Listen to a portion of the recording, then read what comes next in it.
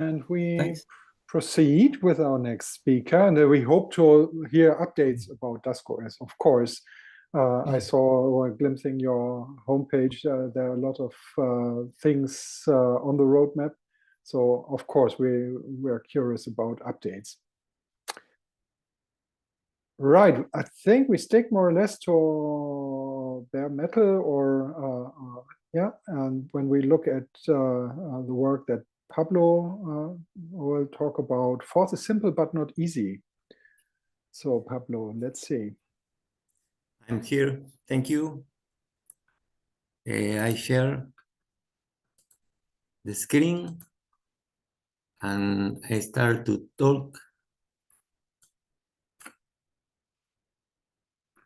Well, force is simple but not easy.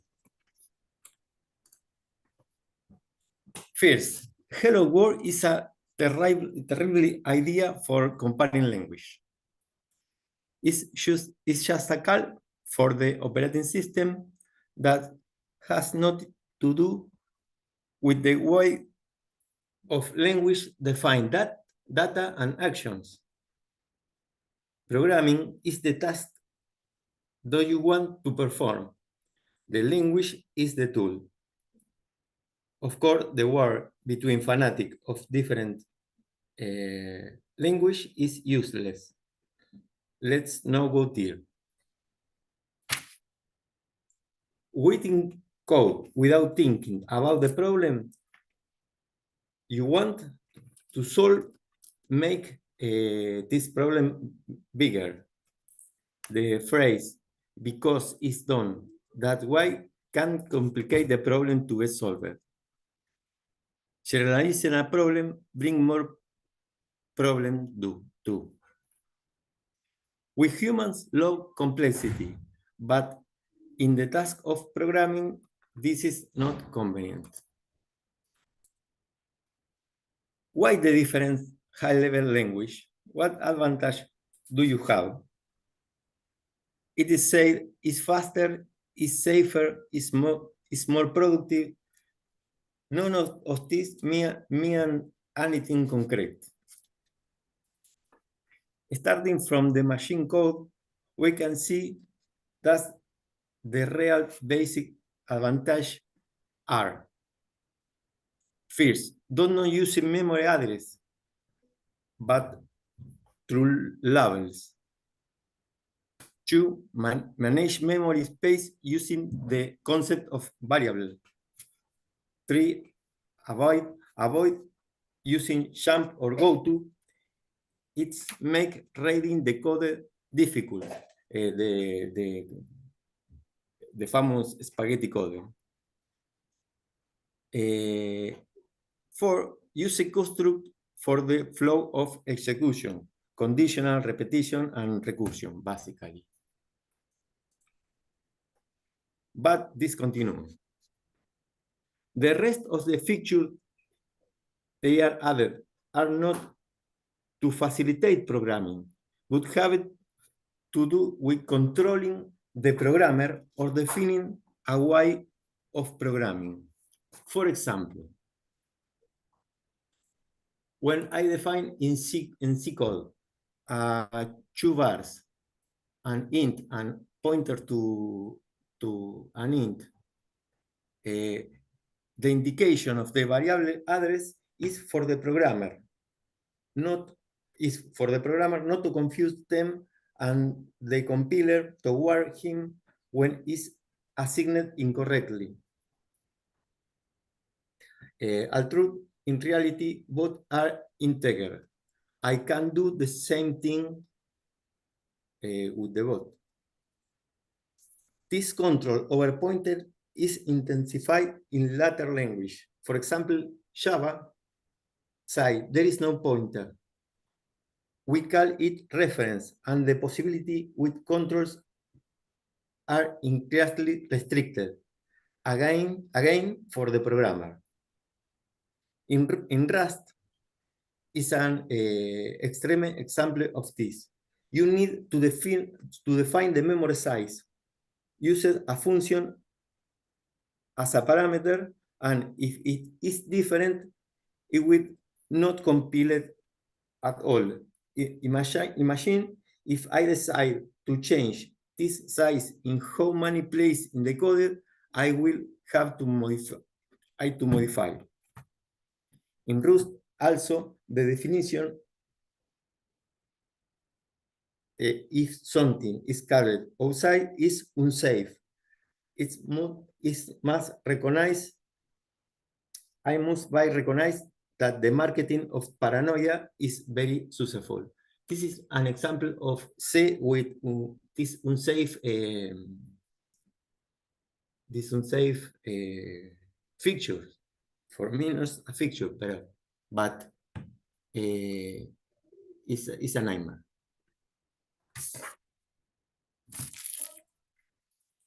The system of objects is more complex, but the idea is the same, restricting to the programmer the possibilities of combining the part of a system, promising simplification.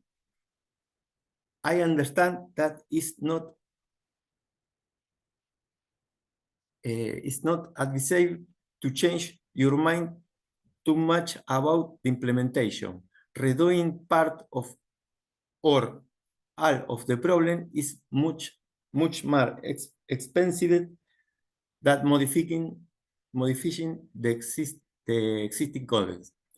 This cost is associated with the previous restriction. I suspect that the reality is in the other way around. Remaking the system from zero is the only way to make better program and is often faster than trying to improve bad implementation. System with I will change, and for many reasons. Understanding better the problem, change rules, try another part, etc. Another example is the strings, character strings. Strings is not really a variable, since at the machine code level, it does not fit in a register. String operation are memory movement or operation with pointer.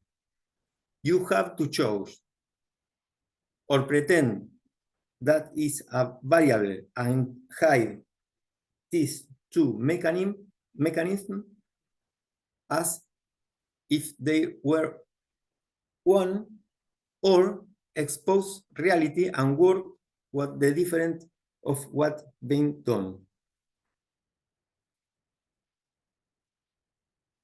For is simple because they are minimal rules for describing code and data, but it's complex because it exposes and allows you to work with all the behavior of a computer, and therefore require you to know what is really happening.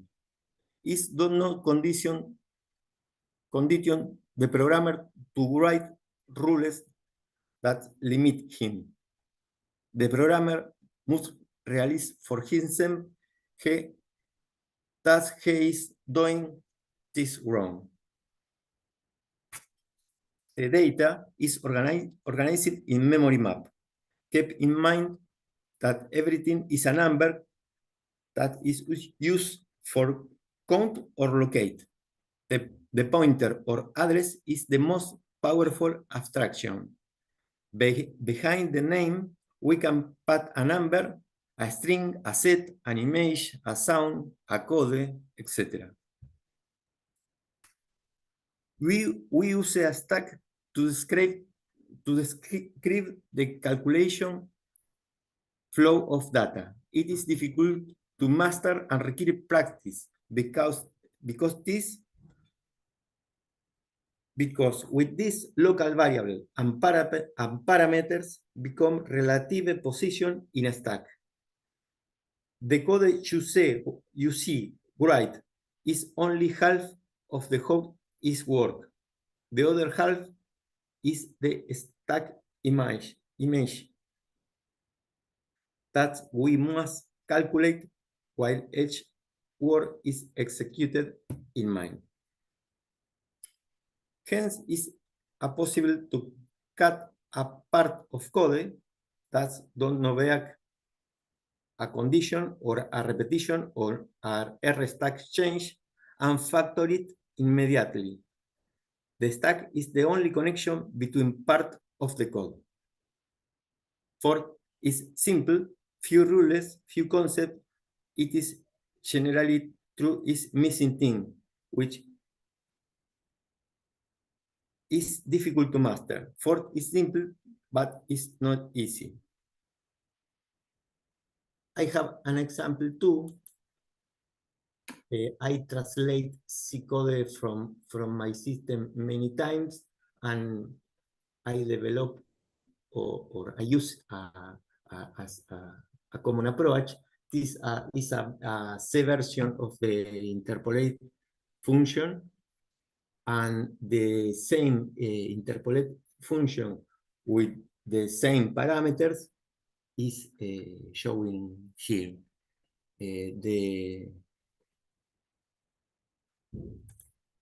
For make this, first I disassemble the formula and rewrite in postfix notation with name of the variable, and then try to position every parameter in stack and reference to this position with do swap pick anyway, and try to make the same calculation, but the comment are in my mind, and it's not part of the code. With this result, I can factorize, for example, slope of the line. Simply copy and paste this fragment of code and make other work and reuse. And when analyze this code, I try to simplify and make things like what happened if a slope is give me with the division resolver, and try to see what is the better order of the stack for simplify the work, and I can go to see with the new discover or new try of the problem and see what happened. This is one. This is make me think. For is really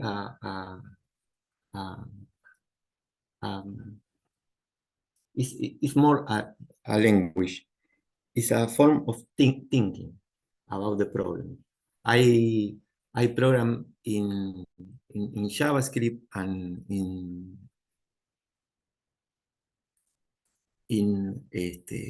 PHP for work, and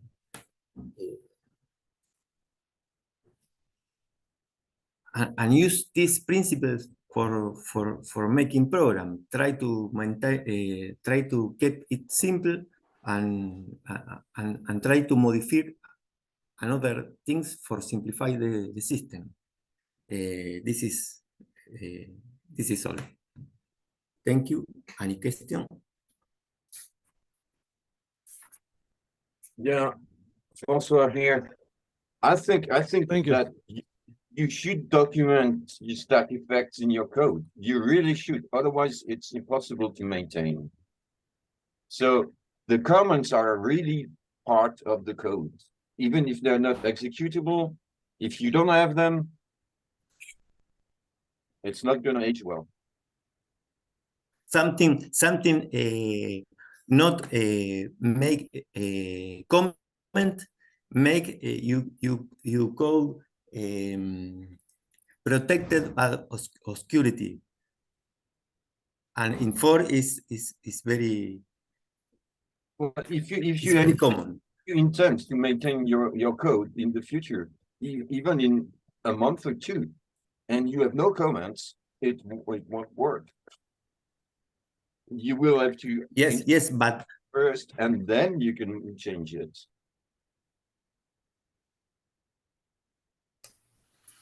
yes, but you not write the stack every word in you write, because the code be the double of code, but for the comment of the stack, not comment the stack, but comment about generality of the code.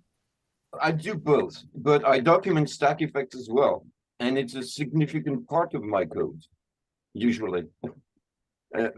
When it's simple, no, I don't document stack effects. But when I'm like you do, if I have to handle 5 or 6 levels deep, yeah, it is documented for sure. Okay. Pablo, do you ever Yes. find yourself solving a problem in 4th and then using that strategy for your work program language?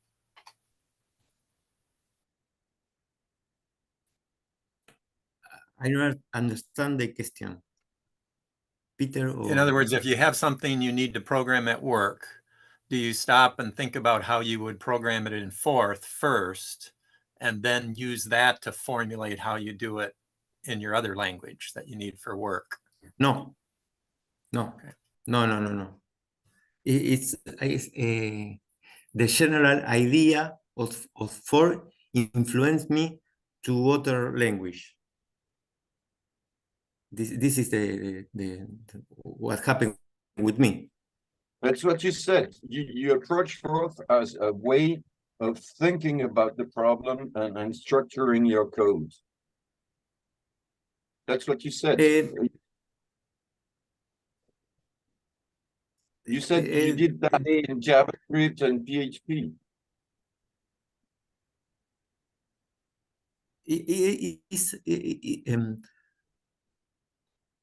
Peter, help me with the significance of the question.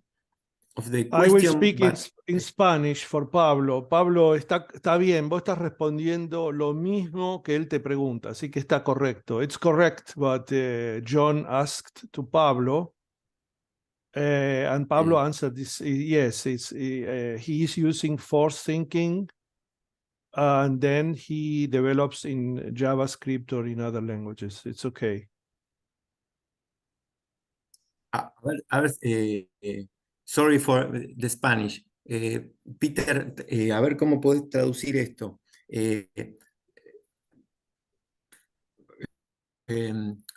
Pensar en for lleva principalmente a no estar atado a ningún tipo de convención que te imponga el lenguaje. Pablo is saying in force, when he thinks in force, there are no conventions that happen in other languages. So I think he's saying he feels more free. Because force has no typing, it's no typing, and this is my opinion, no? And force has no restrictions like other languages have. So I agree with Pablo in that sense. It's more difficult, more free. This is the resume. I actually find the fourth in interpreter a very useful piece of code. For example, I've written a Z84th for the ZX Spectrum Next, where I use BC as my top of stack, and I use that approach. but just having the 3 routines, I'm able to embed almost like an interpreter into any kind of application. So, for example, if I'm writing a text adventure game and I want my logic of a text adventure game to be written as kind of like data, I can do that in kind of a forth style language, where I can support just really basic primitives and then build everything up on top of that. And the actual code to actually run that and get me started with something very simple is just several bytes. It's really powerful. And I was able to get one up and running just in a matter of half an hour, just messing around. That's where I feel real powerful. I feel in my case, it would be very difficult for me to go from force to JavaScript because of the freedom of force. And you write a shorter code, more factorized code. So in my case, it would not be possible to think in force and then write JavaScript. I could think in force and write assembly, but not a higher level language. I write JavaScript code very much, and I try to maintain in basic form of JavaScript and build over top. And I try to not using frameworks because this complicate the solution. If made for a certain type of application and complicate the others.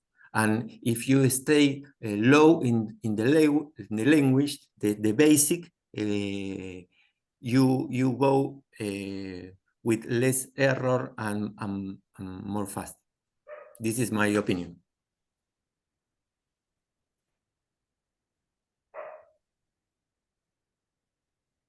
I saw many times, we have many programmers of C language in the Force community, and writing in C and in Force is very similar. They can, in that way, they can think in Force and write C code. There is no problem. I do this also. But for example, if you use C++, then you enter into trouble, because the higher you go, Force is at another level, and this makes difficult to use force thinking in that at that level, at that higher level.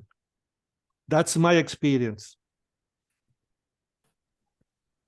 This is Christian. I have very little experience with any other programming language.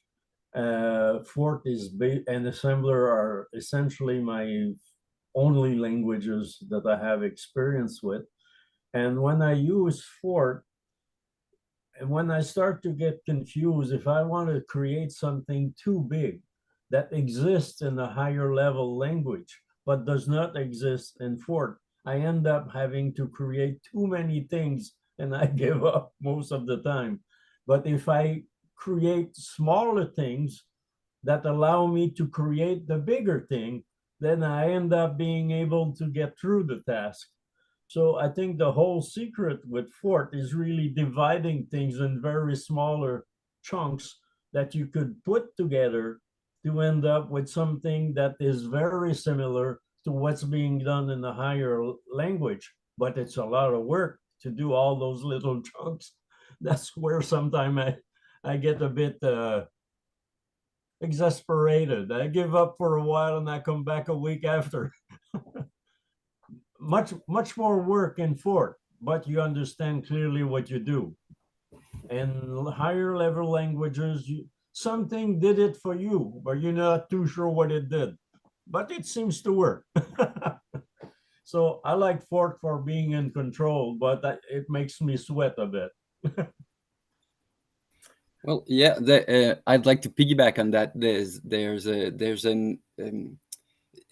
this is interesting because this is also my opinion, is that the genius of Forth is that the path of least resistance goes toward what Alvaro said is a key word, is composition. And composition is key in Forth. If you try to build complexity through linear abstraction, then you go too high too fast. Abstraction will eat your complexity budget, and you're done. Whereas if you go the composition way, then you stay flat. But it requires a lot more work to do so. You need to think real hard about how the pieces of complexity will work together composedly with composition. And then but other languages makes you go too fast, whereas Forth, it forces you to stop and think, because the high stack of complexity is harder in Forth, so it forces you to stay flat. So yeah, that was my two. Forth does have its weaknesses, though. Forth doesn't handle complex data as well as other languages. Like if I'm dealing with complex structures and references and stuff, I'd rather use a language like Rust over Forth anytime. But if I'm writing low-level stuff and I want to interface hardware, like Forth is amazing. Like I might even consider doing video games in Forth too, because the data structures tend to be a lot simpler. But if I'm doing anything really complex, like I don't know, some sort of server backend, or which has to deal with data from various users and so forth, and it is a struggle, at least with traditional Forth. It's definitely possible to come up with words that help with more complex data, but Forth out of the box doesn't really help that much in my experience. So it depends what you want to do. I don't think traditional Forth is the be all and end all of languages.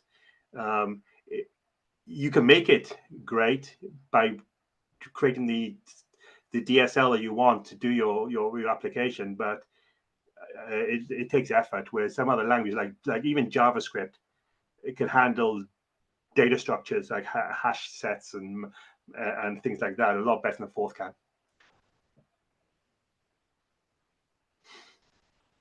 Excellent.